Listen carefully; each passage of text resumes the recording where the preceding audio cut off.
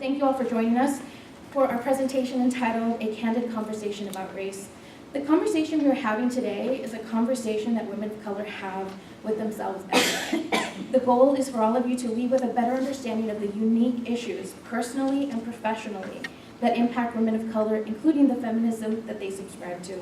For the next hour, I welcome you to walk in our shoes through our personal life experiences on the intersection between race and gender. This evening's presenters include Elaine Crandall, Tina Urias, and Dina Rogers. But before we go any further, I would ask you to indulge us in watching the following video, What is Privilege?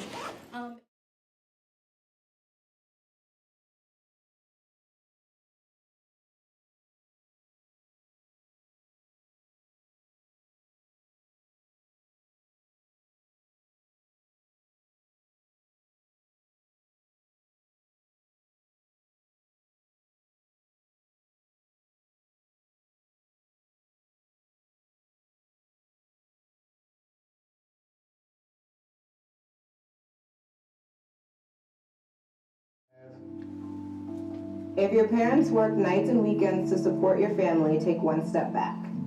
If you can show affection for your romantic partner in public without fear of ridicule or violence, take one step forward. If you were embarrassed about your clothes or house while growing up, take one step back. If you have ever been diagnosed as having a physical or mental illness or disability, take one step back.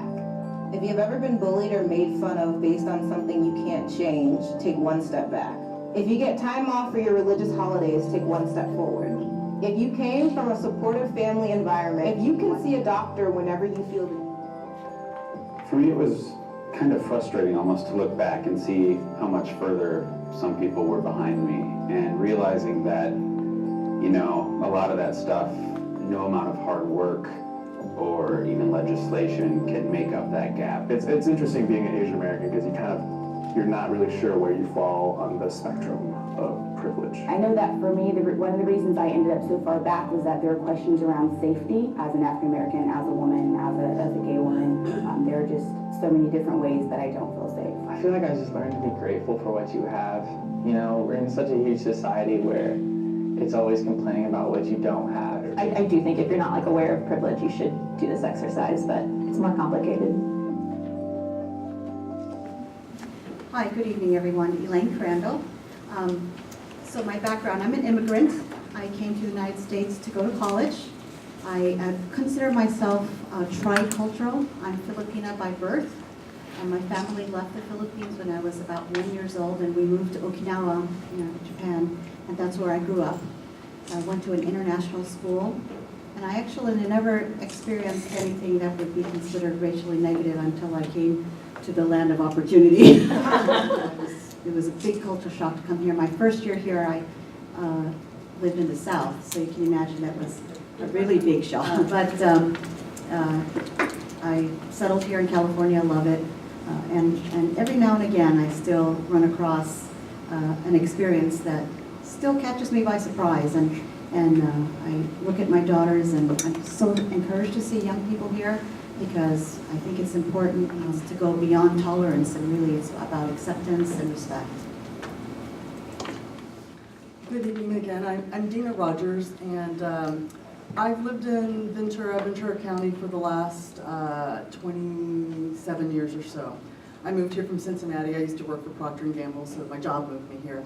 But growing up, my father was in the Air Force, and we moved from station to station, say every 2, 3, 4 years. And I grew up in the 60s and 70s, and at that time, the enlisted men, or the communities that we lived in, were not diverse. So the majority of the time, my brother and I, and maybe 2 or 3 other families, were the only black children in our classrooms.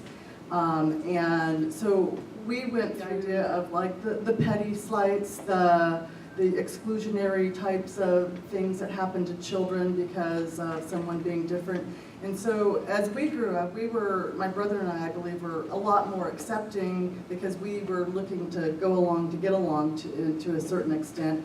And so we really kind of developed a diverse attitude towards who we were going to befriend and have relationships with and so forth. When I moved here to Ventura County, it's actually a much better situation. Cincinnati is not the most diverse city that you will ever live in, and it felt way better to come here just in terms of what you saw and how people were interacting. So I appreciate the opportunity to share my stories. I'm sure that there are ones that some of you have similar ones and maybe some different ones too. Thank you, Dina. My name is Christina Tina Urias. I've been a Santa Paula Unified School Board member since 2002. During the day, I work at the Workers' Compensation Appeals Board. I help people with their workers' compensation cases, those who don't have attorneys. I assist those and help them get through the system. I consider myself a Chicana, which means I'm a woman of Mexican heritage, born and raised in the United States. But guess what? I don't know Spanish. So it's like, oh, you call yourself this Chicana and this and that, and boy, that starts a whole conversation when people find out. To start, I'd like to ask all our panelists, what was the ethnic and racial environment in which you grew up? I grew up in the mid-60s in Ventura, which was at that time very Caucasian, very white.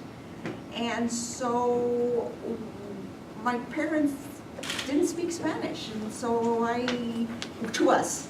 But, so what they did was they kind of like, we knew we were Mexican because I was darker than everybody else. My older sister, who's 6 years older, she hung out with the other few Mexican kids that there were. So we knew we were Mexican, but you know, that was about it, because there weren't a whole lot of other people like us to identify with at that time.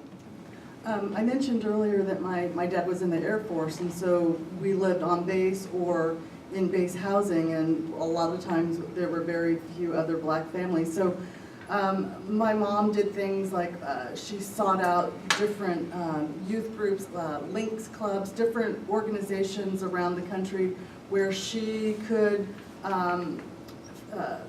give us some groups or people that were also African American. In school, I think I mentioned, I would often be the only black child in class. And for me, it wasn't a huge hardship in terms of, because I was the type of student who was a pleaser student. You know, I was the kid who wanted the best grades and was gonna raise my hand and be seen. And I got along by being the smart kid that the other kids could ask for answers or help with things. So, you know, those types, you learn to be a certain person in order to cope with your differences. As I mentioned, I went to school in Okinawa, and it was an international school and a small one at that small Catholic school. And because it was international, the common language was English. So, there were a smattering of American kids. Most of us were Asian, Indian descent, and different parts of Asia. So the American kids, I actually didn't differentiate too much between white and black kids because they were just the American kids. And they were the foreigners to us. I graduated with a group of 23 people, and we were the same classmates since kindergarten. And I never had to really make a friend. I mean, my mother and father, they had a circle of Filipino friends, you know, maybe 20. They were all our aunties and uncles, and all their kids were my friends, and then I had my 23 classmates. So coming here, that was the big culture shock, to have to actually engage people that were new, and they were all the mysterious people that were that were in my school. So, you know, and like you, once I lived for a while in San Francisco and came to Southern California, you know, all of a sudden I really appreciated what it felt like to be in a culturally diverse environment.